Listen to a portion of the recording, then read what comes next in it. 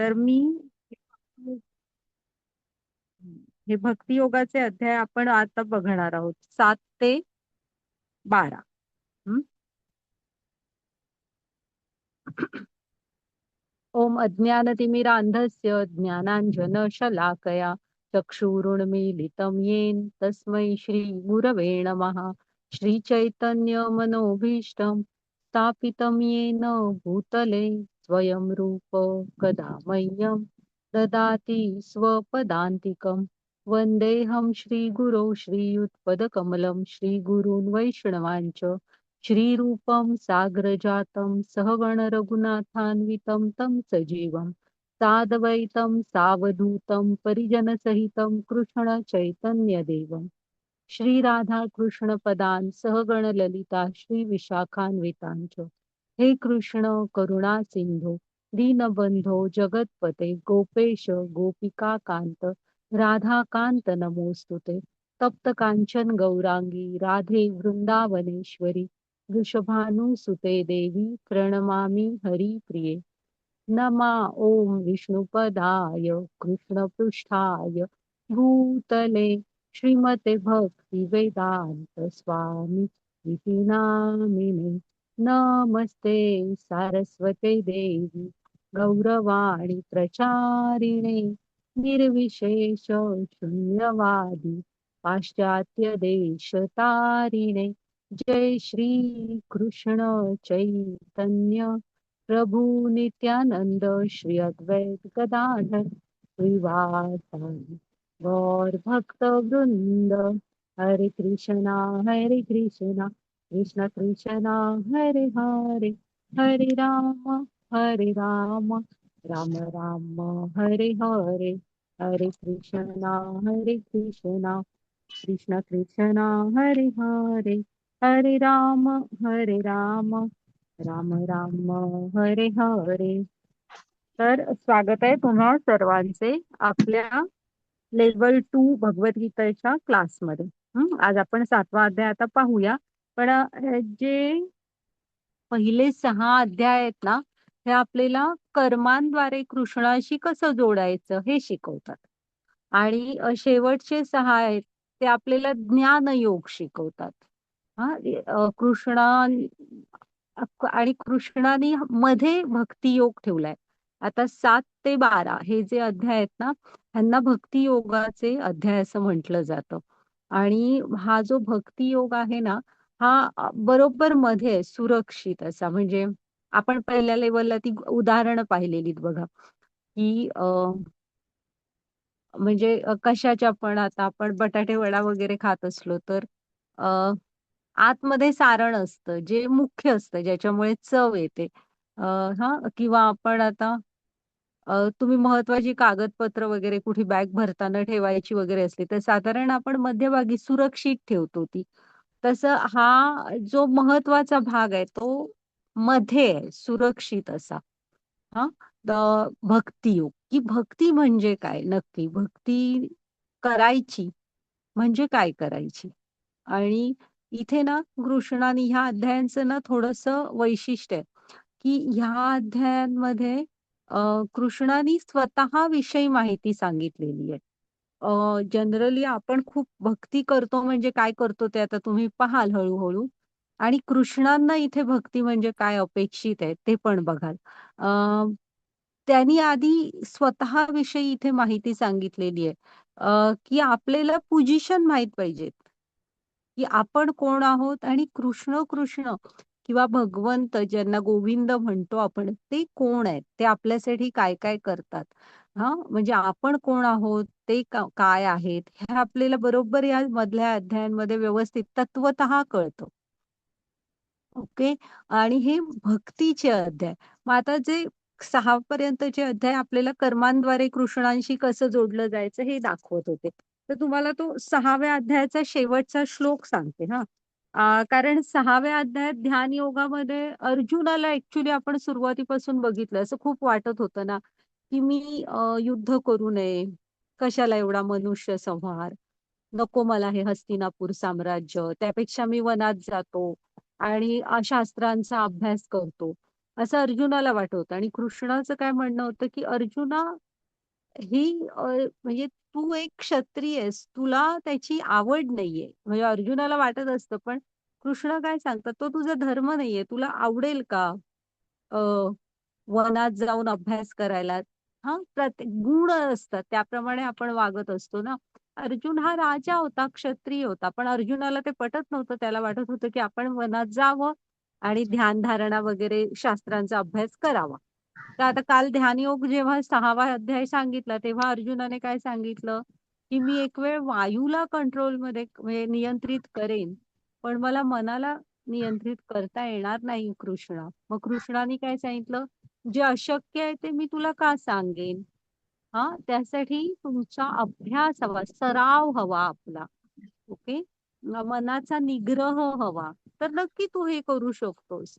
पण अर्जुनाला काही फारसा ध्यानयोग पसंत नाही पडला आणि त्याच अध्यायात मग हां आणि तुम्ही एक लक्षात घ्या हां, की जर का आपल्याला ध्यानयोगामध्ये इंटरेस्ट असेल, की नाही बाबा मला जरी तो कलियुगासाठी सांगितलेला नाहीये वगैरे, तरी पण मला तो करायचाच आहे वगैरे असं.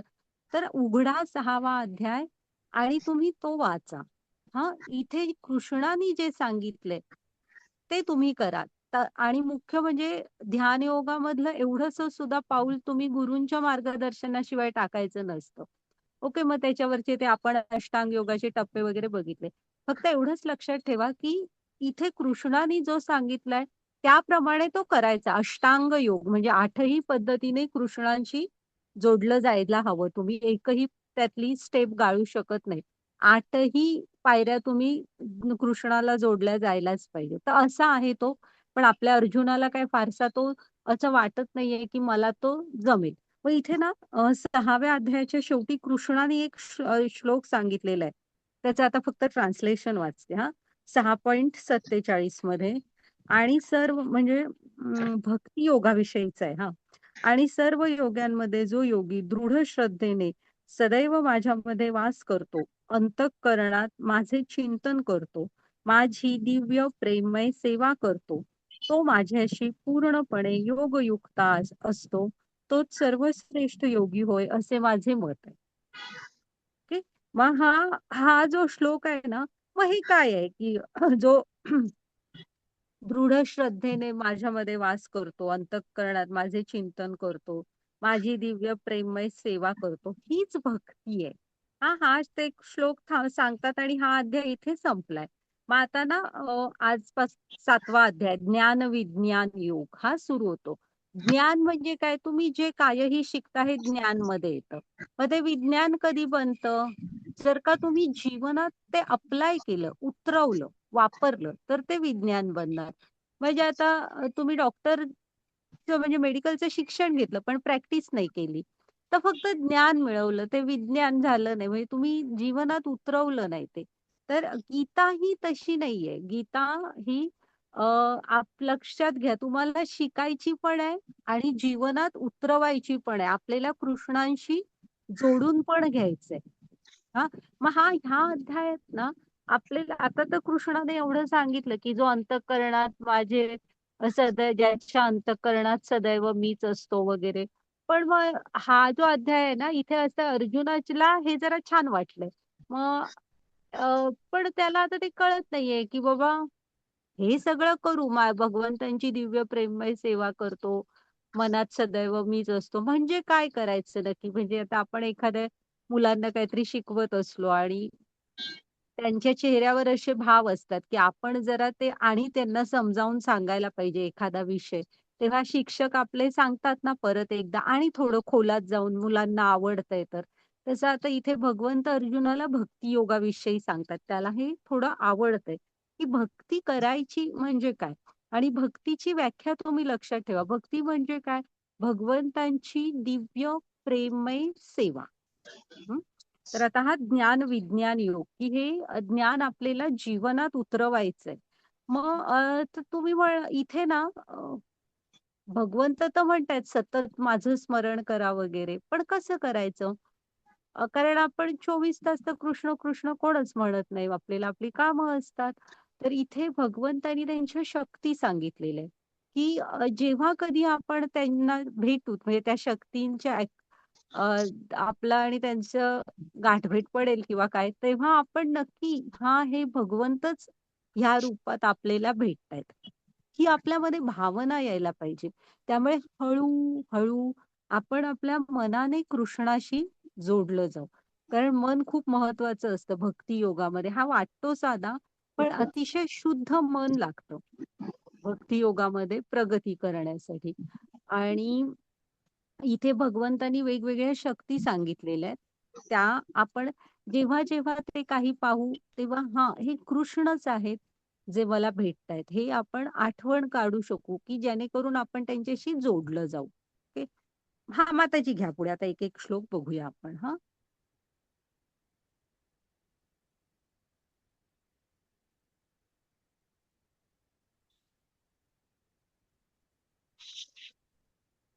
हां, राधा गोविंदांना प्रणाम करूया, त्यांचे आशीर्वाद घेऊया.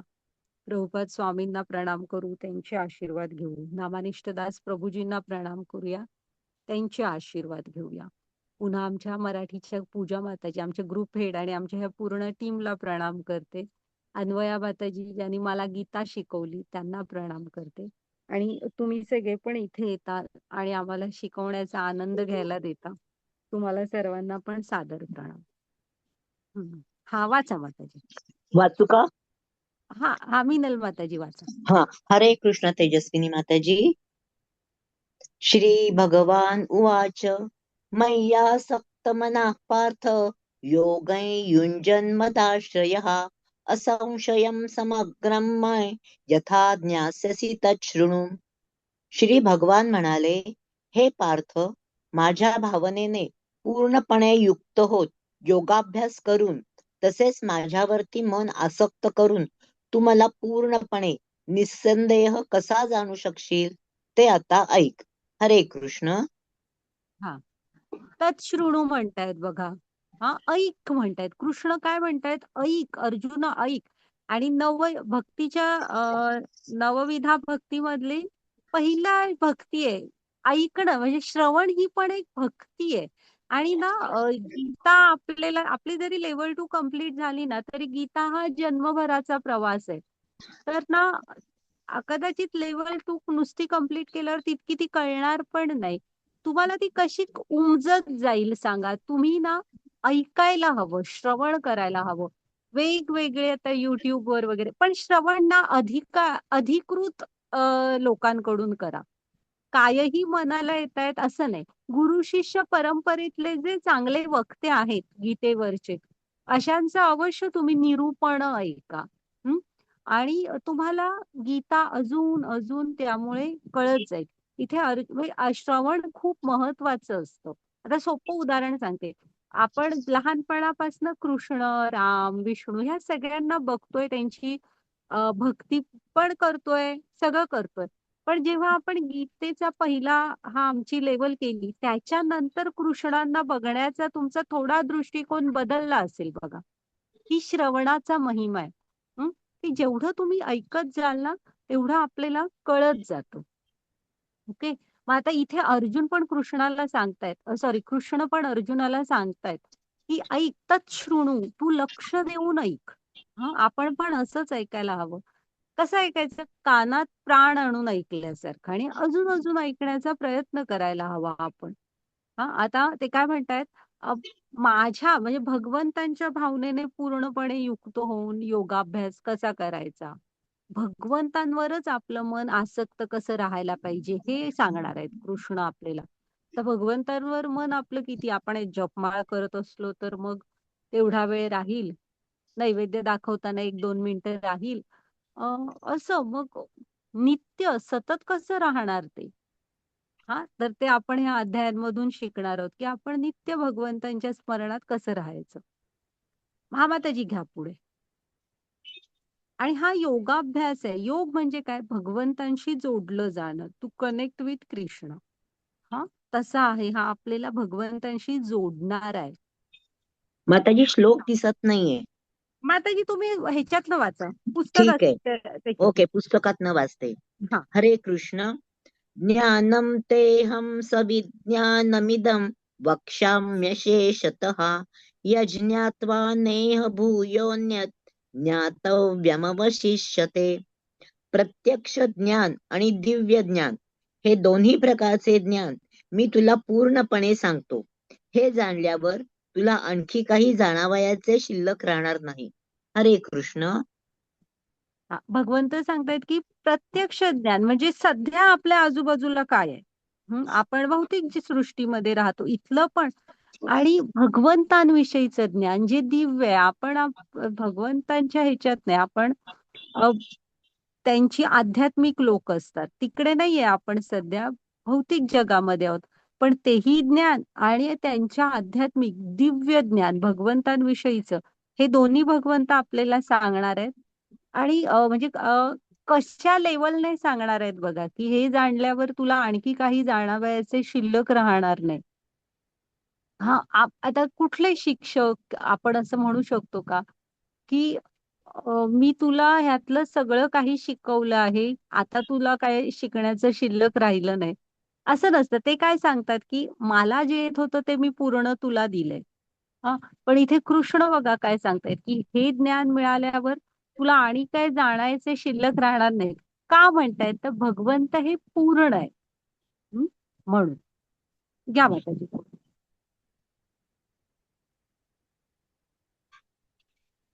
हरे कृष्ण.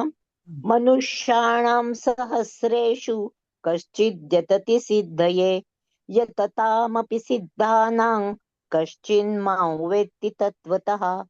सहस्रावधी मनुष्यांपैकी एखादाच सिद्धी प्राप्त करण्याचा प्रयत्न करतो आणि सिद्धी प्राप्त करणाऱ्या त्या मनुष्यांपैकी एखादाच मला तत्वतः जाणतो. हरे कृष्ण. हा, आता ना इथे भगवंत काय सांगतायत बघा. इथे त्यांनी ती मॅरेथॉन रेस दाखवली, की भक्ती योग तुम्हाला सुरुवातीला म्हटलं तसं तो असं नाहीये की खूप सोपा असा आहे. हा, इथे मनाची शुद्धता खूप गरजेची असते. जशी ध्यान योगामध्ये तुमच्या इंद्रियांवरचा ताबा, तसे इथे भक्तीमध्ये आपलं मन शुद्ध. म्हणून भगवंत मनमना भो मद भक्तो, मनाविषयी खूप सांगतात, की अर्जुना तुझं मन मला दे. हा, तर इथे की नाही कृष्ण काय सांगतायत, की भगवंतांना ठीक आहे, आता एकतर आपण बघतो की पृथ्वीची लोकसंख्या पूर्ण पृथ्वीची, हा एवढी लोकसंख्या आहे.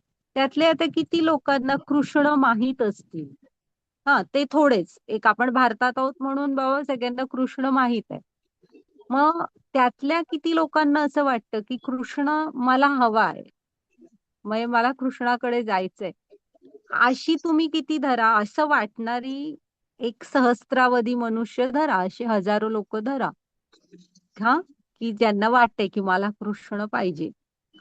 तर भगवंत सांगतायत की मुळातच असं वाटणाऱ्यांचीच संख्या खूप कमी आहे. सहस्रावधी मनुष्यांपैकी एखादाच सिद्धी प्राप्त करण्याचा प्रयत्न करतो, म्हणजे भगवंतांना प्राप्त करायचा. आणि तसं वाटणाऱ्यांमधला पण एखादाच भगवंतांना तत्वतः जाणतो. इथे ते मॅरेथॉनचं दाखवलंय बघा. मॅरेथॉन जी सुरुवातीला असते तेव्हा खूप जण असतात, आणि जिंकणं लांब, ती कंप्लीट करणारे पण थोडेसेच असतात. हा, त्यामुळे असा हा जो भक्तीचा मार्ग आहे ना, हा दुर्लभ आहे. इथे तुम्हाला इथे यावंसं वाटलं, इथे तुम्ही लेवल 1 केलात, लेवल 2 साठी थांबलात, रोज येताय, हे म्हणजे कुठेतरी आपल्यावर एकतर कसा नियम आहे, की कृष्णाच्या कृपेने गुरु येतात आणि गुरूंच्याच कृपेने कृष्ण भेटतात. हा, कुठेतरी गुरूंची कृपा आहे, राधाकृष्णांची कृपा आहे, म्हणून तुम्ही इथे थांबू शकलाय. मागचं पापांचं ओझं सगळं कमी झालेलं आहे. पुन्हा आपल्या पूर्वजांचे काहीतरी आपल्यावर आशीर्वाद आहेत. त्यांनी नक्की अशी काहीतरी सुकृत केली असणार, की तुम्ही ह्या मार्गावर चालू शकताय. नाहीतर तुम्ही बघा, तुम्ही स्वतः जरी बऱ्याच जणांना सांगाल, की तुम्ही हा क्लास करा किंवा गीतेचा अभ्यास करा वगैरे, खूप छान अनुभव येईल वगैरे, तरी सुद्धा तुम्ही बघाल की खूप जण नाही करत. का नाही करत? तर थोडीशी गुरूंची म्हणा, राधाकृष्णांची कृपा असायला लागते. आपल्या पूर्वजांची पुण्याई असावी लागते. हं? की त्यांनी आपल्याला त्यांच्यामुळे आपण आपण इथपर्यंत आलो ही त्यांची पण थोडी कृपा असते आपल्या पूर्वजांची वगैरे. ओके. हा नाहीतर हा श्लोक लक्षात ठेवा, हा 7.3 चांगला श्लोक आहे की किती तो दुर्लभ आहे भक्ती ही गोष्ट. आणि आता तर आपण फक्त कृष्ण हा शब्द ऐकलाय, त्यांना तत्वतः जाणणं हे खूप म्हणजे खूप कठीण आहे. कोणच नाही जाणू शकत. भगवंत पूर्ण आहेत आणि ह्या अपूर्ण देहाने आपण त्यांना पूर्णपणे जाणू नाही शकत. हा प्रयत्न केला हे पण खूप आहे हा मात्र. माताजी घ्या पुढे. हरे कृष्ण. भूमिरा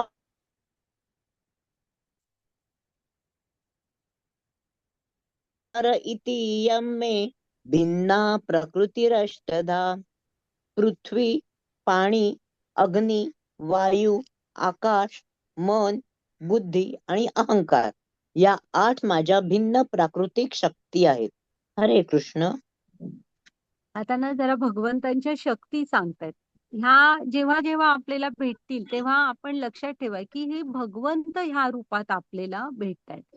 आता आपण जेव्हा म्हणजे मी आणि माझं ह्याच्या पलीकडे गेल्याशिवाय आपल्याला कृष्ण नाही भेटत. आपण 3ऱ्या अध्यायात बघितलेलं आहे की का आपण सगळं जे करतो ते भगवंतांना यज्ञचे अधिपती म्हणून अर्पण करायला हवं वगैरे. हा आता आपण तिकडे परत नको जाऊया. पण कसं आहे, ज्या इथे जे अन्न वगैरे खातो ते येण्यासाठी म्हणजे जमिनीतून उगवण्यासाठी, शेती करण्यासाठी जी जमीन, सूर्याचा प्रकाश, चंद्राचा प्रकाश, पाणी, पाऊस असं जे काय लागतं हे सगळं आपल्याला ऑलरेडी मिळालेलं आहे. तुम्ही कुठले बिझनेस करत असाल, काहीही बाकीचं आहे, तर हे शरीर वापरताय, बुद्धी वापरताय. हे आपण कुठून विकत नाही घेतलेलं. हे आपल्याला मिळालेलं आहे. तर आता इथनं पुढच्या सगळ्या अध्यायांमध्ये बघा, की भगवंतानी ते आपल्याला दिलंय. ह्या भगवंतांच्या विविध शक्ती आहेत. ते आपण नाही घेऊन आलेलो कुठे. मग त्याचा उपयोग हा भगवंतांसाठी करायला हवा. ज्याचं आहे त्याच्यासाठी त्याचा उपयोग करणं हे सगळ्यात सर्वोत्तम असतं. मग पहा आता इथे ह्या भगवंतांच्या शक्ती, की पृथ्वी, पाणी, अग्नी, वायू, आकाश. ह्या ही पंचमहाभूत ज्याने आपलं शरीर बनलंय. हे भगवंतांच्या शक्ती आहेत. हे जे सूक्ष्म जे आरशात पाहू शकतो आपण, हात लावू शकतो, हे आपलं सूक्ष्म शरीर, भौतिक शरीर म्हणतो ना हे वरचं, हे आपलं स्थूल शरीर. हे पंचमहाभूतांनी बनलंय. मग त्याच्या आतमध्ये मन, बुद्धी, अहंकार. हा हे असतं आपलं सूक्ष्म शरीर. हं. तर हे पण भगवंतांचीच विविध शक्ती आहेत आणि त्याच्या आतमध्ये आत्मा आणि परमात्मा असं आपलं शरीर असतं. ओके. घ्या माताजी पुढची स्लाइड. हरे कृष्ण. अपरेमियतस्त्वन्यं प्रकृतिं विद्धि मे परां. जीवभूतां महाबाहो ययेदं धार्यते जगत्. हे महाबाहो अर्जुना, या व्यतिरिक्त माझी आणखी एक श्रेष्ठ अशी पराप्रकृती आहे, जिच्यामध्ये जीवांचा समावेश होतो. हे जीव कनिष्ठ भौतिक प्रकृतीच्या साधनांचा उपभोग घेतात. हरे कृष्ण. आता ही ना मगाशी झाली ही भगवंतांची अपरा प्रकृती, भौतिक. आणि एक परा, हा जी परा म्हणजे श्रेष्ठ, जे आध्यात्मिक जे म्हणून काय आहे ना भगवंतांचे आध्यात्मिक धाम वगैरे हे सगळं त्यांच्या पराशक्तीमध्ये येतं. हा योगमाया असते ना, तशी ही पराशक्ती. तर इथे कृष्ण काय म्हणतायत बघा, इथे हे परामध्ये येणारं सगळं आध्यात्मिक असतं. त्यामुळे आपला जो आत्मा आहे ना, आत्मा हा पराशक्ती आहे. आता तो ह्या भौतिक शरीरा वगैरे मध्ये आहे म्हणून तो इथला हे आहे. त्यांनी दाखवलंय बघा, प्रत्येकाचा जो आत्मा आहे ना, हा पराशक्ती आहे. कारण तो सच्चित आनंद आहे ना, भगवंतांचा अंश आहे त्यामुळे. आणि आपण काय, इथला एक नियम आहे भौतिक जगाचा. आता मगाशी सांगितली ती अपराशक्ती. पंचमहाभूतांनी इथं जे काय बनलेलं आहे ना, मग इथले जे जीवात्मा म्हणजे कोणही आपण असू दे किंवा इतर प्राणी, पशु, पक्षी, झाडं, वेली, हे जे सगळे आहेत ना, ते जगण्यासाठी ह्या इथली ही जी अपरा आहे ना, म्हणजे भौतिक सृष्टी, ह्याचा उपभोग घेत असतात. मग घरं बांधण्यासाठी, अन्न मिळवण्यासाठी, जीवन जगण्यासाठी ते ह्या भौतिक सृष्टीचा उपभोग घेत असतात. हं? घ्या माताजी पुढे. म्हणजे पण एक लक्षात घ्या, की पराप्रकृती असू दे म्हणजे आत्मा वगैरे असू दे किंवा अपरा म्हणजे इथलं हे भौतिक जगत ज्याच्यात आपण राहतोय, इथली तो दगड विटाने आपण घरं बांधतोय वगैरे, अन्न मिळवतोय, शिजवतोय. तर हे दोन्ही सुद्धा भगवंतांच्याच शक्ती आहे. हां, परा काय, अपरा काय. वाचा माताजी. हरे कृष्ण. एतद्योनीनि भूतानि सर्वाणीत्युपधारय अहं कृत्स्नस्य जगत प्रभव प्रलयस्तथा. सर्व सृष्ट प्राणी मात्रांचा उगम या दोन शक्तींमध्ये होतो. या जगतामध्ये जे काही भौतिक आणि आध्यात्मिक आहे त्याचा उत्पत्ती करता आणि प्रलय करता ही मीच आहे, हे निश्चितपणे जाण. पुढचाही वाचू लगेच. वाचा माताजी. मत हरे कृष्ण. मत्तः परतत नान्यन् किंचिदस्ति धनंजय मयि सर्वमिदं प्रोतं सूत्रे मणिगणा इव. हे धनंजया, माझ्याहून श्रेष्ठ असे दुसरे कोणतेही तत्व नाही. दोऱ्यात ओवलेल्या मण्यांप्रमाणे सर्व काही माझ्यामध्येच आश्रित आहे. हरे कृष्ण. तर आता ना इथे भगवंत सांगतायत बघा, की मगाशी परा आणि अपरा अशा दोन शक्ती बघितल्या. तर इथं जे काय आहे ते ह्या दोन शक्तींमध्येच आहे. एकतर परा किंवा अपरा. मग भगवंत काय सांगतायत, की या जगतामध्ये जे काही भौतिक आणि आध्यात्मिक म्हणजे भलेही तुम्ही आध्यात्मिक लोकात राहत असणारे असाल किंवा इथल्या भौतिक जगतातले असाल, पण ह्या दोघांचाही उत्पत्ती करता, प्रलय करता मीच आहे हे निश्चितपणे जाण. म्हणजे भगवंतांच्या इच्छेनेच हे प्रकट होत असतं आणि त्याचा प्रलयही भगवंतांनी इच्छा केल्यावरच होत असतो. हा होल अँड सोल ऑथॉरिटी भगवंतांकडे आहे. म्हणूनच ते भगवंत आहेत. आदी, अंत, मध्य सगळं ते आहे. सुरुवात आणि शेवट सगळं तेच आहेत. हं? मग त्याच्यानंतर काय म्हणतायत पहा, हे धनंजय अ, माझ्याहून श्रेष्ठ असे दुसरे तत्व नाही. पुरुषोत्तम आहेत ना ते. त्यांच्याहून श्रेष्ठ असे कुठलं तत्व नाहीये. मग आपण म्हणू हे एवढं श्रेष्ठ तर आपल्याला दिसत का नाहीये? तर ते हा पण श्लोक लक्षात ठेवा, की आता मोत्याची माळ असते ना, त्याच्यातला दोरा कधी दिसत नाही. मोतीच आपल्याला दिसतात. पण समजा तो दोरा तुटला, तर बघा लगेच मोती जमिनीवर विखुरतात म्हणजे इकडे-तिकडे पडतात, सांडतात. हां. त्या दोऱ्याशिवाय मोती राहू शकत नाहीत माळेमध्ये. तसे भगवंत आहेत. ते सांगतायत दोऱ्यात ओवलेल्या मण्यांप्रमाणे सर्व काही माझ्यामध्ये आश्रित आहे. हां, भगवंतानी धारण केलेलं आहे. जसं माळेचा मणी असतो, दोरा असतो ना, तसं भगवंतानी हे सगळं धारण केलंय. म्हणून जिथल्या तिथे स्थिर आहे. म्हणजे कोणीही आपल्या कक्षा सोडून दुसरीकडे जात नाहीये. जो तो आपल्या आपल्या कक्षेत विना इकडे-तिकडे करता अगदी टाईम टू टाईम सगळं पाळलं जातंय. का? तर भगवंतानी हे त्यांच्या शक्तीने धारण केलेलं आहे. नाहीतर तुम्ही ठरवा, की मी एक फुटबॉल नाहीतर एक कलिंगड असं तरंगवत ठेवतो किंवा एखाद्या कक्षेमध्ये, ऑर्बिटमध्ये त्याला असं फिरवतो. होतं का बघा? हं. त्यामुळे असं कधी ना म्हणू नका, की तो एक असा व्ह्यू असतो, की नाही हे सगळं आहे, निसर्गताच आहे, आपला आपणच आहे. असं होत नाही, की प्रत्येकाच्या मागे ना काहीतरी हे असतं, एक शक्ती त्याला धारण करणारी. म्हणून म्हटलं ना, आपण तुम्ही कुठलंही काय न ठेवता ठरवा, एक फुटबॉल मी असा, बास्केटबॉल मी असा तरंगत ठेवतो. तो राहत नाही. मग एवढे मोठे-मोठे ग्रह गोल वगैरे कसे राहणार? आणि ते त्यांच्या त्यांच्या कक्षेत व्यवस्थित फिरतायत वगैरे. का? तर भगवंतानी त्याला धारण केलेलं आहे. हं. माताजी घ्या पुढे.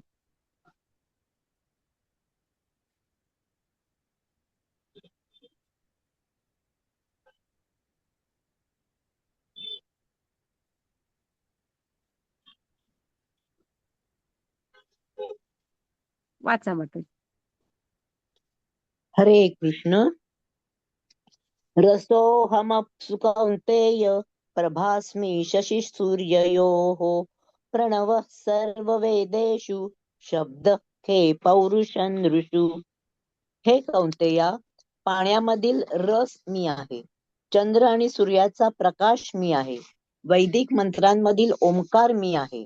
आकाशातील शब्द मी आणि मनुष्यांमधील सामर्थ्यही मीच आहे. हरे कृष्ण. भगवंत काय म्हणतायत बघा, की पाण्यामधील रस मी आहे म्हणजे काय? तर आता जेव्हा आपण पाणी पितो तेव्हा आपल्याला एक तृप्तता जाणवते बघा, किंवा एक चव असते पाण्याची, की जी आपल्याला छान वाटतं पिल्यावर आपल्याला. असं थोडं तरतरीत, फ्रेश वाटतं.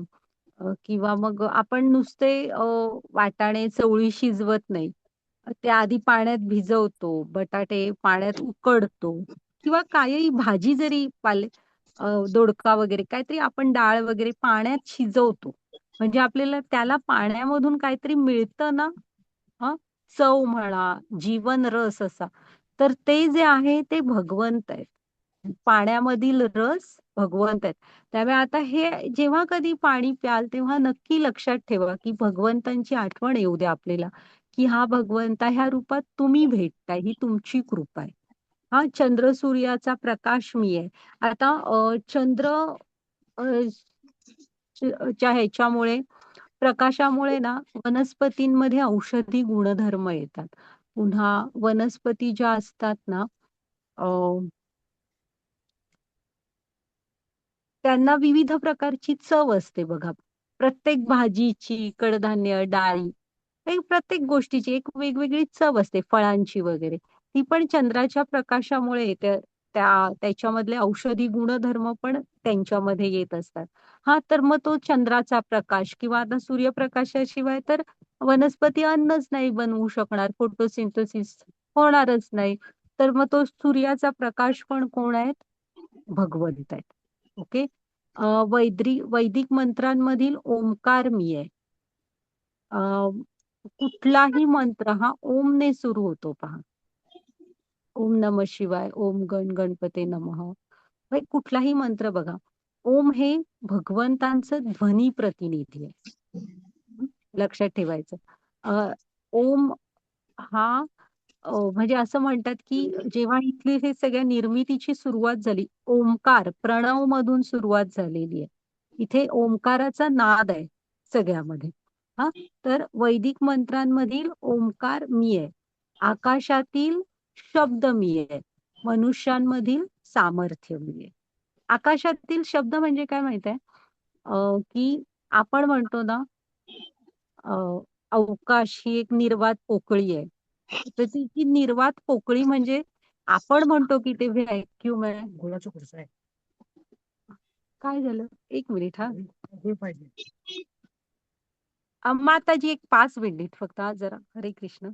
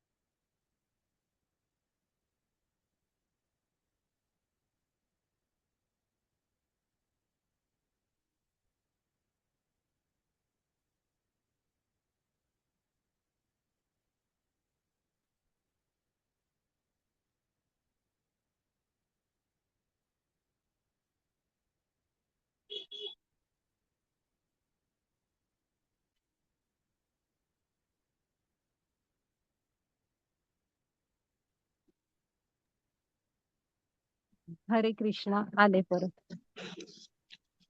हा, तो ओके. हा तर इथे ना आकाशातील शब्द मी आहे. आता आकाशातील शब्द म्हणजे आपण काय म्हणतो, आपण सायन्स मध्ये शिकलेलो आहे ना, अवकाश ही एक निर्वात पोकळी आहे, व्हॅक्युम आहे असं आपण समजतो. पण थोडस हायर लेवल फिजिक्स जर का अभ्यास वगैरे केला, थोडं स्टडीज असले, तर आता असे थेअरीज आलेले आहेत की ते ऍक्च्युअल व्हॅक्युम नाहीये, तिथे पण काहीतरी आहे जे सायन्सला माहीत नाहीये. हा तर तो जो आकाशातला शब्द म्हटलंय ना, तर तिथे सुद्धा, किंवा आता भागवतम मध्ये एक श्लोक आहे की दोन अणूंच्या मध्ये, तर दोन अणूंच्या मध्ये असं किती अंतर असणार, त्याच्यामध्ये पण चेतना रूपाने विष्णू म्हणजे, आता आपण पुढे जेव्हा हे बघू भगवंतांचे विस्तार, विस्तार होत होत हळूहळू कारणोदकशाही विष्णू किंवा महाविष्णू, मग क्षीरोदकशाही विष्णू, आणि मग सॉरी, मग गर्भोदकशाही विष्णू, आणि मग क्षीरोदकशाही विष्णू. हे क्षीरोदकशाही विष्णू जे असतात ना, ते परमात्मा रूपाने इथल्या प्रत्येक सजीवाच्या हृदयामध्ये आणि चेतना रूपाने इथल्या अणु अणूमध्ये सामावलेले आहेत. तो ही जी चेतना आहे ना, ते तो आकाशातील शब्द मी आहे. ओके. मनुष्यांमधील सामर्थ्य, आपल्यामध्ये एक जीवन शक्ती आहे बघा. आत आत्मा निघून गेला की तसं पण काय अर्थ नसतो आपल्या शरीराला. तर ही जी चेतना, ही जीवन शक्ती आहे ना, हा आत्मा, हा भगवंत. माताजी घ्या पुढे. आता हे इथे त्यांनी दिलेलं आहे बघा, कोणाच्यातलं काय. पाण्याची चव, चंद्रसूर्याचा प्रकाश, वैदिक मंत्रातील ओम. हा ओम लक्षात ठेवा की भगवंतांचा, विष्णूंचा ध्वनी प्रतिनिधी आहे, साऊंड रिफ्लेक्शन ऑफ विष्णू आहे ओम. आकाशातील शब्द, मनुष्यांचे सामर्थ्य, पृथ्वीमधील सुगंध, अग्नीची उष्णता, सर्व जीवांची जीवनशक्ती, सर्व तपस्व्यांचे तप, अस्तित्वातील सर्व वस्तूंचे बीज, हा, बुद्धिमानांची बुद्धिमत्ता, शक्तिमानांची शक्ती, बलवानांचे बल, आणि धार्मिक तत्वांविरुद्ध नसणाऱ्या लैंगिक जीवन म्हणजे पती पत्नींमधलं. तर हे सगळे भगवंतांच्या विविध शक्ती आहेत. हा, हा, माताजी घ्या पुढे.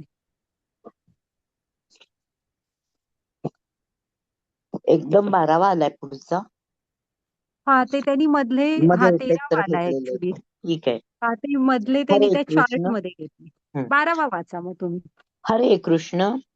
ये चैव सात्विका भावा राजसास्तामसाश्च ये मत्त एवेति तान् विद्धि नत्वहं तेषु ते मयि.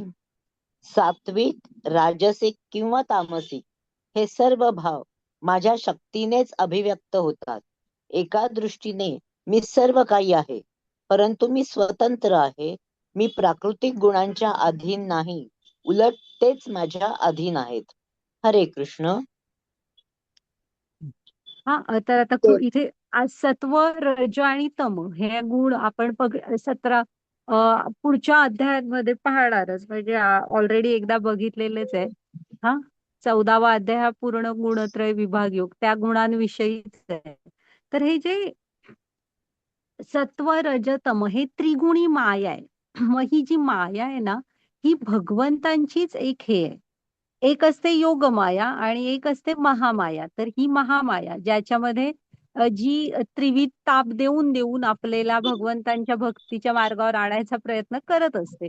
तर हे जे सत्व, रज, तम हे गुण आहेत, हे भगवंतांचीच एक प्रकारची शक्ती आहे. हा, ते असं ते त्यांनी इथे बरोबर दाखवलंय बघा. ह्या गुणांच्या प्रभावाखाली आपण असतो मायेच्या. हं? मायेचीच आपल्या डोळ्यावर पडदा असतो, ज्यामुळे आपण भगवंतांना पाहू नाही शकत. तर ते कशी आपल्याला कठपुतल्या नाचवतात बघा, तशी नाचवत असते ही माया. ओके.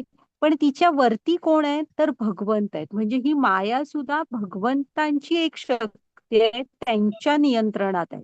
हा, आपण मायेच्या नियंत्रणात असतो, भगवंत मात्र मायेचे नियंत्रक आहेत, वरती आहेत तिच्या. आता पुढचा वाचते, 13वा श्लोक. वाच. तिभिर्गुणमयैर्भावैरेभिः सर्वमिदं जगत् मोहितं नाभिजानाति मामेभ्यः परमव्ययम्. त्रिगुणांनी सात्विक, राजसिक आणि तामसिक मोहित झाल्यामुळे हे संपूर्ण जगत त्रिगुणातीत आणि अविनाशी असे माझे स्वरूप जाणीत नाही. हरे कृष्ण. ना ही हे जे त्रिगुणानी म्हणजे ही सत्व रज तम हे जे गुण आहे ना ह्यालाच माया म्हणायचं. ह्या मायेमध्ये मोहित झाल्यामुळे आपण ना भगवंतांना आहे तसं ते जसे आहेत त्रिगुणातीत आहेत, अविनाशी आहेत, हे स्वरूप आपण जाणू नाही शकत. का? तर ह्या मायेचा प्रभाव आहे. हा मायेचा प्रभाव दूर कसा होतो? तर त्यासाठी तुम्हाला ज्ञानाची दृष्टी यावी लागते. हा, ही ज्ञानाची दृष्टी आपल्याला कोण देणार? तर गुरु देतात. त्यासाठी तुम्हाला गुरूंच्या मार्गदर्शनाखाली शास्त्र उघडावी लागणार. त्यांचा तटस्थपणे अभ्यास करावा लागणार. मग हळूहळू मायेला बाजूला करून तुम्ही ऍज इट इज हा तत्वतः पाहू शकता. ओके. इथे ना हा जो 12वा श्लोक आहे त्यात भगवंत म्हणतायत बघा, मी एका दृष्टीने मी सर्व काही आहे परंतु मी स्वतंत्र आहे. मी प्राकृतिक गुणांच्या अधीन नाही, उलट तेच माझ्या अधीन आहेत. हा म्हणजे सत्व, रज आणि तम हे गुण आपल्यावर प्रभाव टाकतात. भगवंत हे निर्गुण का म्हणतात त्यांना? तर ते ह्या गुणांच्याही पलीकडे आहेत. हे गुण त्यांच्यावर प्रभाव टाकत नाहीत. त्यामुळे आपल्यावरून भगवंतांना जज करायला जायचं नाही. ते दिव्य आहेत. म्हणून खालचा तो श्लोक आहे 13वा लगेच, की ही जे तुम्ही मायेच्या पडद्यातनं बघत राहिलात तर आपल्याला भगवंतांचं स्वरूप जाणवणार नाही. की कसं ते चराचरामध्ये आत्ताच तर म्हटलं अणुमधले पर्यंत सामावलेले आहेत, पण मला का दिसत नाहीत? तर आपल्यामध्ये ती दृष्टी नाहीये. मग ना प्रभुपाद स्वामींनी एक पुस्तक लिहिलेलं आहे, महाराणी कुंती देवीच्या प्रार्थना म्हणून, महाराणी कुंतीच्या प्रार्थना. भागवतम मध्ये कुंतीने केलेल्या प्रार्थना आहेत. त्यामध्ये कुंतीने खूप छान श्लोक लिहिलाय की भगवंत आणि आपल्यामध्ये म्हणजे तसं आपल्या अवतीभोवतीच आहेत, पण आपल्याला दिसत का नाहीत? तर त्यांच्या आणि आपल्यामध्ये एक मायेचा पडदा आहे. तो जर का ज्ञानाने दूर केला तर आपल्याला चराचरामध्ये भगवंत दिसणार. घ्या माताजी पुढे. त्यामुळे आपल्या जोपर्यंत हा ज्ञानाचा पडदा अज्ञानाचा पडदा दूर होत नाही ना तोपर्यंत आपल्याला भगवंत दिसणार नाही. हरे कृष्ण. दैवी हेषा गुणमयी मम माया दुरत्यया मामेव ये प्रपद्यन्ते मायामेतांतरन्ति ते. 3 प्राकृतिक गुणांनी युक्त असलेली माझी दैवी माया शक्ती ही अतिशय दुस्तर आहे. परंतु जे मला शरण आले आहेत ते मायेला सहजपणे तरुण पलीकडे जातात. हरे कृष्ण. ही जी माया आहे ना भगवंत काय सांगतायत, मम माया दुरत्तया. हा श्लोक लक्षात ठेवा की ह्या 3 गुणांनी युक्त म्हणजे सत्व, रज आणि तम ह्या गुणांनी युक्त ही जी माझी माया म्हणजे भगवंतांचीच एक शक्ती आहे. ती अशी नाहीये की वाईट आहे. हा, तिचं ध्येय काय आहे? आपल्याला भगवंतांकडे घेऊन जाणं. की कधीतरी मायेचे फटके खाऊन खाऊन शेवटी आपल्याला प्रश्न पडेल की मी कोण आहे, मी का आलोय इथे, असं. तर ना ही तुम्ही एकट्याने होणार नाही हा प्रवास. कृष्ण काय सांगतायत, ही जी मग आपण पुन्हा पुन्हा त्या 84 लाखाच्या फेऱ्यामध्ये अडकून पडू जर का एकट्याने पार करायचा प्रयत्न केला ना तर. 14वा श्लोक माताजी. 14वा. तर ही जी भगवंतांची माया आहे ना ही खूप दूरतया म्हणजे अवघड आहे. हा इथे त्यांनी समुद्र दाखवलाय बघा. तर ह्याला भवसागर म्हणतो ना, हा भवसागर आहे. भव म्हणजे काय? तर असा हा सुखदुःखाने भरलेला हा समुद्र आहे. आपण जो राहतोय तो. इथं सुखदुःखांच्या लाटा उठत राहणार. मग आपण एकट्याने हा पार करायचा म्हटलं तर अशक्य आहे. जिथे भगवंत दूरत्व या शब्द वापरताय अवघड असं दुस्तर, सॉरी अवघड पण नाही दुस्तर. हा, तर ती किती अवघड आहे बघा. पण मग ना, जे मला शरण आले आहेत ते या मायेला सहजपणे तरून पलीकडे जातात. म्हणजे जर का एकट्याने हा पार करणं शक्यच नाहीये, पण जर का तुम्ही भगवंतांच्या हातात हात दिला ना, तर नक्की आपण हा मायेचा म्हणजे हा भवसागर तरून भगवंतांकडे जाऊ शकतो. हं.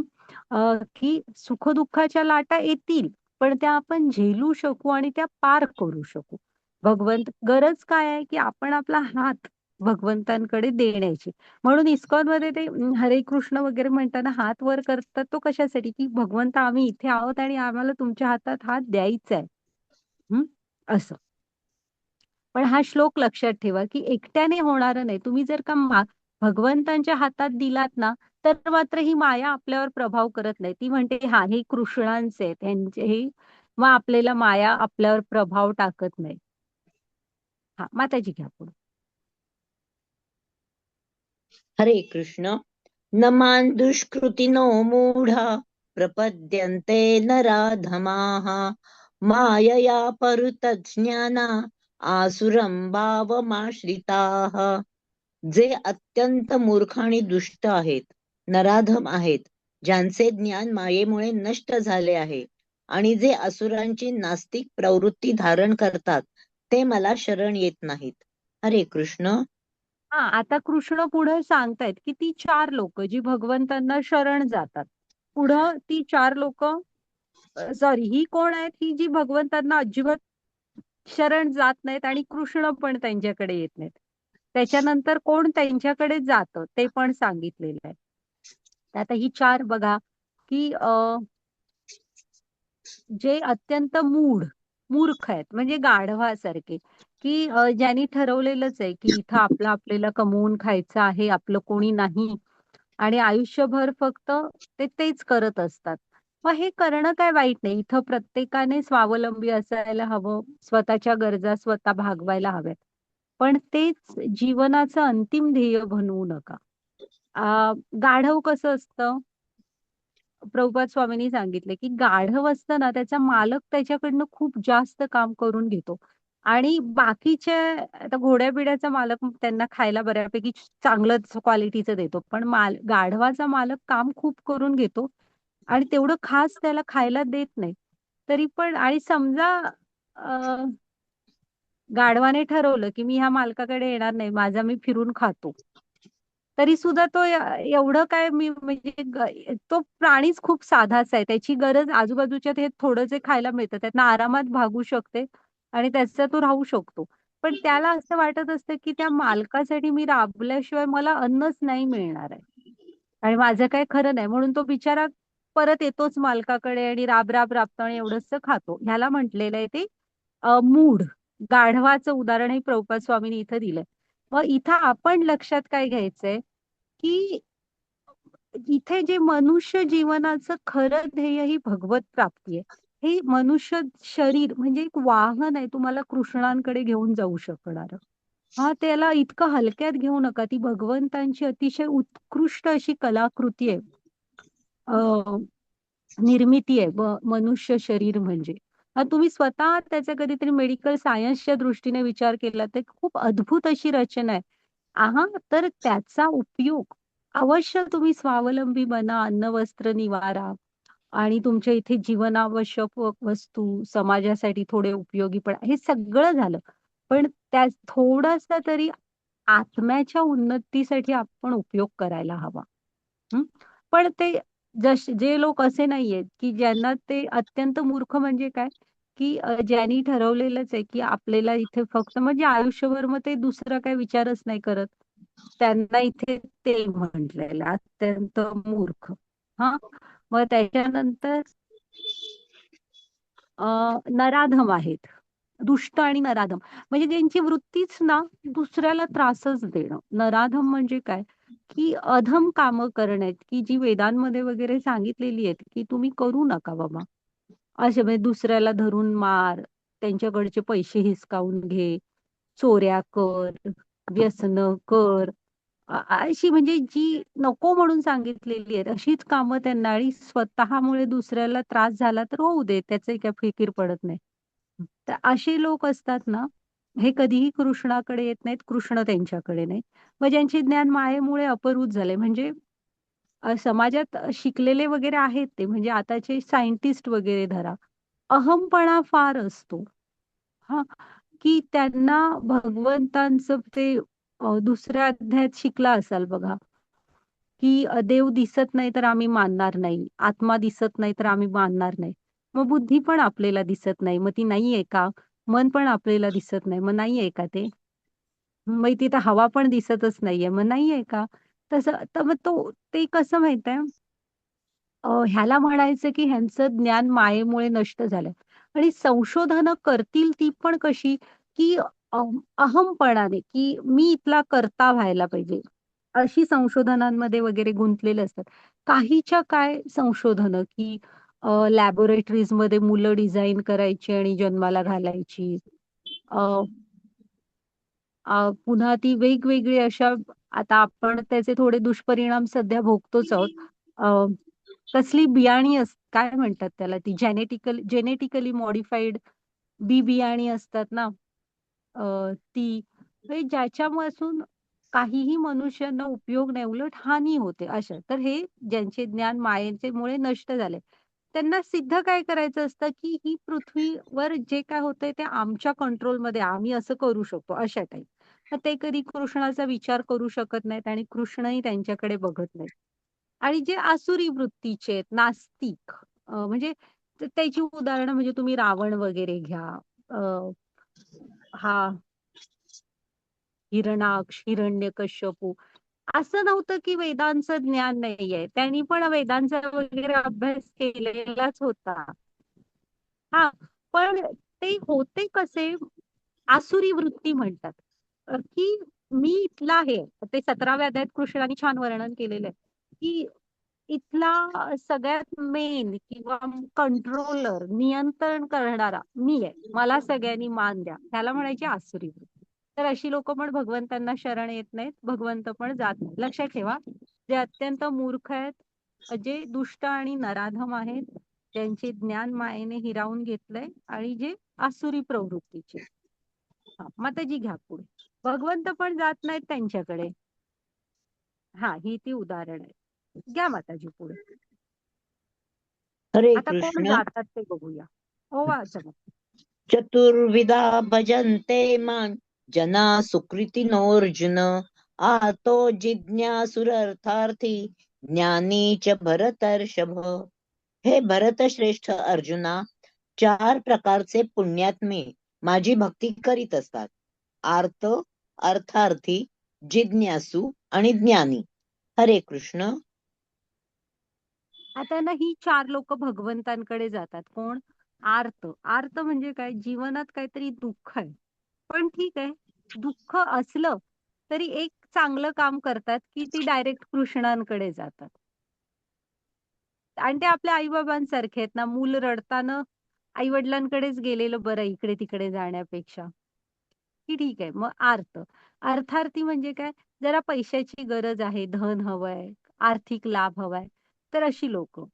हां, जिज्ञासू म्हणजे कोण? जे आपण आहोत. हं, की ज्यांना मी कोण आहे? भगवंत म्हणजे कोण? इथे कोण आहेत भगवंत का? अशी जिज्ञासा असे लोकं. आणि जे ज्ञानी आहेत, हं, जे ज्ञानात स्थित आहेत, की ज्यांच्या मायेच्या पलीकडे ते पाहू शकतात ज्ञानाच्या नजरेने. तो 5 पॉइंट अ, च 5व्या अध्यायातला तो श्लोक आहे बघा, की एक नम्र व्यक्ती, एक कुत्रा, एक ब्राह्मण, गाय, हत्ती, चांडाळ, कुत्रा ह्या सगळ्यांना सम बघतो. ते त्यांच्या हृदयातला परमात्मा बघतात. तर तसे ज्यांनी तत्व जाणलेलं आहे, ज्ञानात स्थित आहेत, ही 4 लोकं भगवंतांकडे जातात. हं. मग त्याची पुढची स्लाईड घ्या. बघूया त्याची उदाहरणं दिली आहेत का? हां, मग आता इथे गजेंद्र मोक्ष गोष्ट आपल्याला माहीत आहे. गजेंद्रांची स्तुती पण फार सुंदर आहे. तर हे गजेंद्र दुःखी होते, आर्त. मगरीने पाय धरलेला होता. खूप प्रयत्न केला, पण सुटता काही येत नव्हतं. मग शेवटी गजेंद्रना गेल्या जन्मीतले एक राजा असतात आणि गजेंद्र झाला तरी ते आपल्यापेक्षा आध्यात्मिक लोकातलेच राजे हे होता हां, गजेंद्र तो आणि ते राजे पण वरच्या श्लोकातले होते थोड्या. तर मग ते ते स्तुती म्हणायला सुरू करतात. मग भगवंत येतात आणि गजेंद्राची सुटका करतात. अशी ती कथा आहे. तर ते आर्त, दुःखी होते. मग ध्रुव महाराज अर्थार्थी होते. कथा खूप सुंदर आहेत आणि मोठ्या-मोठ्या आहेत. ह्या सगळ्या कथा तुम्ही YouTube वगैरेवर ना 7-7 दिवसाच्या वगैरे कथा असतात. त्यामध्ये ह्या कथा ऐका, की ह्याच्यातले प्रत्येक श्लोक अभ्यासायचे आहेत आणि ते आपल्याला जीवनात ना खूप काही-काही शिकवतात. काय करायला हवं, काय नको. ही ना शास्त्र खरं तर ती खूप मॉडर्न आहेत. अजिबात असं समजू नका, की ती काहीतरी वेगळं आहे. नाही, आज पण ती तेवढीच रिलेटिव्ह आहेत. ह्या प्रत्येक कथांमध्ये तुम्ही मी काय करायला हवं, काय नको हे खूप छान प्रकारे कळणार. हं. मग हा ध्रुव महाराज हे अर्थार्थी होते. पण त्यांची आई त्यांना सांगते, की तुझे पणजोबा ब्रह्मा आहेत. हां, त्यांनी भगवंतांची, विष्णूंची तपश्चर्या केलेली तुला पण तेच करावं लागेल. त्याला केवढं राज्य हवं असतं? अ, स्वतःच्या म्हणजे ब्रह्मांपेक्षा पण मोठं राज्य हवं असतं. वडिलांचं तर बाजूलाच राहिलं. आणि मग तपश्चर्या करतात. हां, ही फार सुंदर गोष्ट आहे. आता असं नका समजू, की ध्रुव म्हणजे त्याचा शेवट खूप सुंदर आहे. शाही सुनीती वगैरे ह्यांनी काय सांगितलंय खूप मस्त आहे. मग असं नका समजू, की ध्रुवांना जेव्हा विष्णू समोर येतात तेव्हा ते म्हणतात, की "बाळ तुला काय पाहिजे सांग." तेव्हा ते सांगतात, की "मला हवं होतं माझ्या आजोबांपेक्षा, पणजोबांपेक्षा मोठं राज्य. पण मला आता खरं सांगू काहीच नकोय. तुम्हाला बघितलं आणि मला सगळं मिळालंय." छोटे असतात 5 वर्षाचे. तरी पण मग भगवंत म्हणतात, की आणि ते म्हणतात मुख्य म्हणजे ना मला तुम्हाला काहीतरी छान म्हणजे काहीतरी बोलावंसं वाटतं, पण मला येत नाही. तुम्ही समोर असल्यावर काय प्रार्थना करायची असते. मग पहिल्यांदा भगवंत म्हणतात, "मी तुझ्या हृदयावर मध्ये ते सगळे ज्ञान प्रकट करतो." मग ते ज्ञान प्रकट करतात. मग त्याच्यानंतर आहे ना, भगवंत त्याला सांगतात, की "तू माग." तर ते म्हणतात, "नाही, मी मागणारच नाही. मला सगळं मिळालं." रडायला लागतात. छोटं बाळ असतं ना. तर भगवंत म्हणतात, "पण ठीक आहे. ज्ञान तर मी तुला दिलेलंच आहे आणि तुला केवढं मोठं राज्य हवं होतं, आजोबांपेक्षा मोठं आणि अढळ स्थान." तर ते म्हणतात, की "मी तुला एक ध्रुव लोक देतो, जो सर्वांना उत्तर दिशा दाखवत राहील आणि अढळ असणार." म्हणजे आता आपण बघितलं ना प्रलय होतात. तर प्रलय झाला तरी ते आध्यात्मिक धाम आहे भगवंतांचं. त्याचा कधी नाश होत नाही. आणि ती एक स्लाईड होती. तो पोल स्टार म्हणतात. तो मध्य आहे. प्रत्येक जण त्याला असं एक हवेच्या झोताने म्हणा किंवा कशाने कनेक्ट आहे आपण. तो पोल स्टार आहे. मध्य ध्रुवच आहे तो. आणि सगळ्यांना उत्तर दिशा दाखवतो. असं अढळ स्थान पण देतात आणि खूप मोठं असं. तर हा पण ते अर्थार्थी असतात. द्रौपदी वस्त्रहरण, द्रौपदी आर्त होती. शुकदेव गोस्वामी हे पण आर्त. हे काय असतात? तर किती वाजले? या गोष्टी आहेत सगळ्या. तर हे जे शुकदेव गोस्वामी असतात ना, हे व्यासदेवांचे पुत्र आहेत आणि व्यासदेवांच्या पत्नीच्या गर्भात असतात. पण ते ज्ञानात स्थित असतात आधीपासून आणि त्यांना माहीत असतं, की आपण इथे मातेच्या गर्भातनं जेव्हा आपण जन्म घेतो आणि इथं पहिला श्वास घेतो, तेव्हा आपण भगवंतांना विसरतो आणि माया आपला ताबा घेते. आणि हे त्यांना माहीत असतं. त्यामुळे ते बाहेरच येत नसतात आईच्या गर्भातून. असे ना 16 वर्ष पोटात असतात. शेवटी व्यासदेव कृष्णांना प्रार्थना करतात, की तुम्ही ह्या बालकाला सांगा तू जन्म घे, आईला त्रास होतोय. म्हणून मग भगवंतांच्या सांगितल्यामुळे ते जन्म घेतात. पण जन्मताच 16 वर्षाचे होतात आणि वनात निघून जातात. मग ही दोघं आर्तत, दुःखी असतात, त्रास होत असतो आईला. मग इथे सूत गोस्वामी आणि शौनकादी ऋषी. भागवतमच्या सुरुवातीला ही गोष्ट आहे, की भागवतम 3 ठिकाणी साधारण सांगितलंय ना, म्हणजे एक शौनकादी ऋषीमुनींना सूत गोस्वामीनी, परीक्षित महाराजांना शुकदेवानी. तर हे जे अ, कसं झालेलं असतं कलियुगाची सुरुवात होणार असते आणि त्याच्या आधी हे 88,000 ऋषीमुनी एकत्र येतात आणि मोठा यज्ञ करत असतात. त्याचं ध्येय एकच असतं, की कलियुगातल्या मनुष्यांचं कल्याण आणि तेवढ्यात तिथं हे येतात. अ, त्यांना कोण दिसतात? सूत गोस्वामी. जे महान भागवत कथाकार असतात. मग हे म्हणतात हे ते यज्ञकुंड वगैरे पण विझवून टाकतात. आणि त्यांना सांगतात, की तुम्ही आम्हाला भागवत म्हणजे आमचे काही कलियुगातल्या मनुष्यांचं हित कशात आहे? कल्याणार्थ काही प्रश्न विचारतो, त्याची उत्तरं द्याल का? असं म्हणजे ती प्रार्थना करतात. आणि मग सूत गोस्वामी त्यांना त्या ऋषीमुनींचे जे प्रश्न आहेत, त्याचं उत्तर म्हणून पूर्ण भागवतम आहे. आणि त्या अशा बघा जिज्ञासा पण अशा असाव्यात, की ज्याचं उत्तर म्हणून भागवतम मिळालेलं आहे पूर्ण. हं. आणि तो यज्ञ जरी ते आधी करत होते, ते पण मनुष्यांच्या कल्याणासाठीच करत होते. त्यांचं त्यात काही स्वार्थ नाही. त्यामुळे हे दोन्ही पण म्हणायचे ज्ञानात स्थित होते. हं. वर शुकदेव गोस्वामी सॉरी आणि परीक्षित महाराज ह्यातले शुकदेव हे महान आता हेच आहेत व्यासदेवांचे पुत्र ना, तेच ते शुकदेव गोस्वामी. तर महान भागवत कथाकार. त्यामुळे ते ज्ञानात स्थित होते. ओके. आणि समोर जे परीक्षित महाराज आहेत ना, ते तुम्ही दोनही म्हणा. कसं आहे, तिथं ते हे होते, की ऋषीपुत्राचा शाप होता 7 दिवस मृत्यू, 7 दिवसात मृत्यू. मग त्यामुळे मी ह्या 7 दिवसात काय चांगलं करू शकतो, असं ते विचारतात. तर भागवत कथा श्रवण. हं. त्यांची क्षमता ही असते, की मृत्यू पुढे ढकलणं वगैरे. इतके थोर भक्त असतात ते. पण ते तसलं काही करत नाहीत. ते म्हणतात, "हे सगळं मला स्वीकार आहे. फक्त राज्य पण मुलाच्या हातात देऊन मी काय करू शकतो ह्या 7 दिवसात सगळ्यात चांगलं?" मग भागवत कथा श्रवण. मग हरिद्वारमध्ये शुकदेव महाराजांकडून ऐकलेलं आहे भागवतम त्यांनी.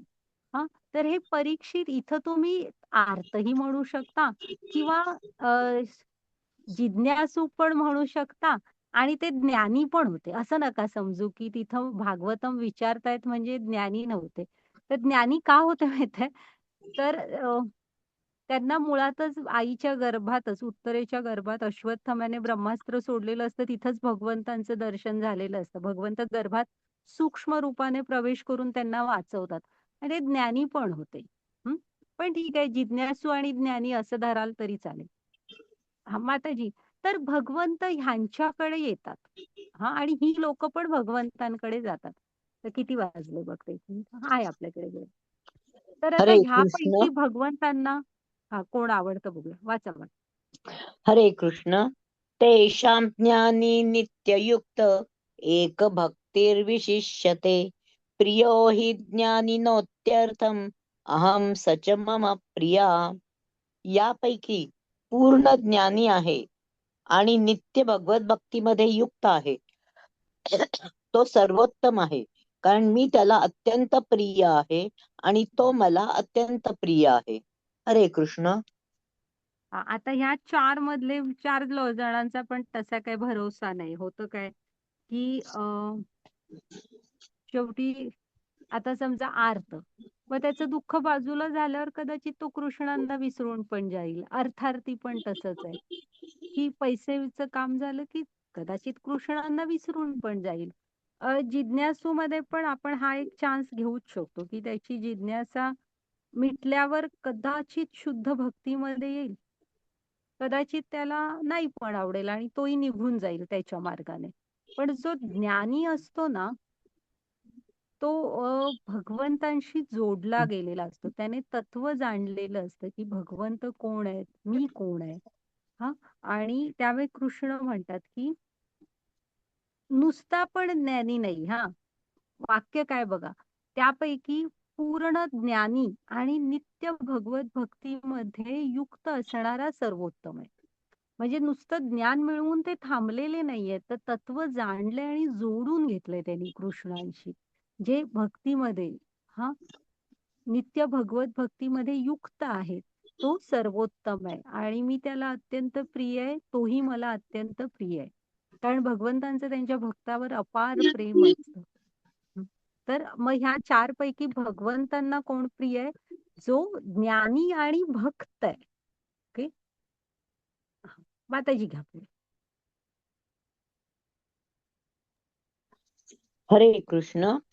उदारा सर्व एवैते ज्ञानी त्वात्मैव मे मतम् आस्थितः स हि युक्तात्मा मामेवानुत्तमां गतिम्. निसंशय हे सर्व भक्त उदार आहेत, परंतु जो माझ्या ज्ञानामध्ये स्थित झाला आहे त्याला मी माझ्या स्वतःप्रमाणेच मानतो. माझ्या दिव्य सेवेमध्ये युक्त झाल्यामुळे तो नक्कीच माझी सर्वोच्च आणि सर्वोत्तम लक्ष्याची प्राप्ती करतो. हरे कृष्ण. हम्म. मग आता कृष्ण काय सांगतायत बघा, की निसंशय हे सर्व जे भक्त आहेत ना, हे भगवंतांना प्रिय आहेत, चांगलेच आहेत. परंतु तुम्ही ज्ञानात स्थित असायला हवं. अ, का म्हणतायत सांगा असं? कारण पुन्हा तेच कारण, की तुमच्यामध्ये ज्ञान नसेल, तर कदाचित तुमचं अधःपतन होऊ शकतं. तुम्ही तत्वतः भगवंतांना जाणायला हवं, की मी शरीर नाही आत्मा आहे. मी भगवंतांचा नित्य दास आहे. आपण अंश आहोत, म्हणजे अणू आहोत. भगवंत विभू आहेत. असं. मग अशामुळे काय होतं, ते नित्य भगवंतांमध्ये स्थित असतात. ते कधीच हा मार्ग सोडत नाहीत. हे ज्ञान जर का आपल्याला परफेक्ट नसेल, तर होणार काय, की कदाचित आपल्या गरजा भागल्या किंवा काही मोहाचे क्षण आले, तर आपलं अधःपतन होऊ शकतं. आपल्याकडनं हे मार्ग सुटू शकतात. हां, त्यामुळे जो ज्ञानामध्ये माझ्या ज्ञानामध्ये स्थित झालाय त्याला मी माझ्या स्वतःप्रमाणेच मानतो. माझ्या दिव्य सेवेमध्ये युक्त झाल्यामुळे तो खचितच माझी अर्थात सर्वोच्च व सर्वोत्तम लक्ष्याची प्राप्ती करतो. हं. तो म्हणजे तुम्हाला ज्ञानी पण व्हायला पाहिजे आणि दिव्य सेवेमध्ये युक्त म्हणजे भक्ती भगवंतांची. ती मध्ये जोडून घेतलं ना, तर आपण भगवंतांना प्राप्त करू शकतो. हां, माताजी घ्या पुढे. हरे कृष्ण. बहूनां जन्मनामन्ते ज्ञानवान् मां प्रपद्यते वासुदेवः सर्वमिति स महात्मा सुदुर्लभः. अनेकानेक जन्म आणि मृत्यूनंतर ज्याला वास्तविक ज्ञान होते, तो मी अस्तित्वातील सर्व गोष्टींच्या कारणांचे परमकारण असल्याचे जाणून मला शरण येतो, असा महात्मा अत्यंत दुर्लभ असतो. हरे कृष्ण. बघा, की जेव्हा अनेकानेक आता हा जो कृष्णाने हा मागचा श्लोक सांगितला, की तुम्ही ज्ञानात स्थित हवं, भगवंतांच्या सेवेमध्ये जोडलेलं हवं. तर कृष्ण काय म्हणतायत बघा, की असं नाहीये, की हे सगळं एकाच जन्मात होईल. मुळात भक्ती ही दाखवायसाठी धावत अशी करायची गोष्टच नाही. भक्ती ही दाखवण्याची नाही, ती अनुभवायची गोष्ट आहे. हां, मग ह्यासाठी कदाचित तुम्हाला जन्मानुजन्म पण लागणार. हां, मग इथे जेव्हा असे अनेक प्रवास करून जेव्हा ज्ञान प्राप्त होतं, तेव्हा मनुष्य तत्वतः जाणू शकतो, की भगवंत मी वासुदेव श्रीकृष्ण म्हणजे अस्तित्वातील सर्व गोष्टींच्या कारणाचे परम कारण आहे. तेच सगळ्याचं कारण आहेत. म्हणून आपण नाहीये इथं काय असण्याचं कारण. 13वा अध्याय आहे ना, त्याच्यामध्ये हे सांगितलेलं आहे, की सगळ्याचं जे कारण आहे म्हणजे क्षेत्र, क्षेत्रज्ञ, विभाग, योग त्याच्यामध्ये सांगितलंय. त्याचं परम कारण हे भगवंत आहे. आपण परिणाम आहोत. हं.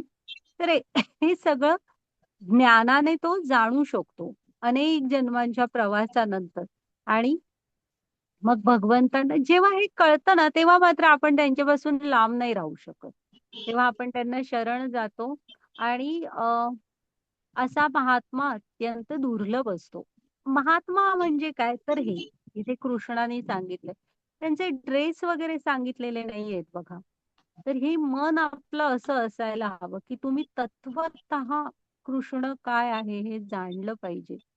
हां. आणि त्याचा अभ्यास असायला हवा आणि तुमचं फक्त ज्ञान नाही, विज्ञान म्हणजे तुम्ही तसं वागलं पण पाहिजे. भगवंतांच्या सेवेमध्ये जोडून घेतलं पण पाहिजे. हं, तर असा महात्मा असतात आणि हे अत्यंत दुर्लभ असतात. ओके. तर आपण आता इथे थांबूया. आपला वेळ पण झालाय. माताजी रेकॉर्डिंग स्टॉप करा. आता उद्यापासून वेगळा थोडा ह्यातलाच विषय आहे. देवी देवतांचा आहे. तो आपण उद्या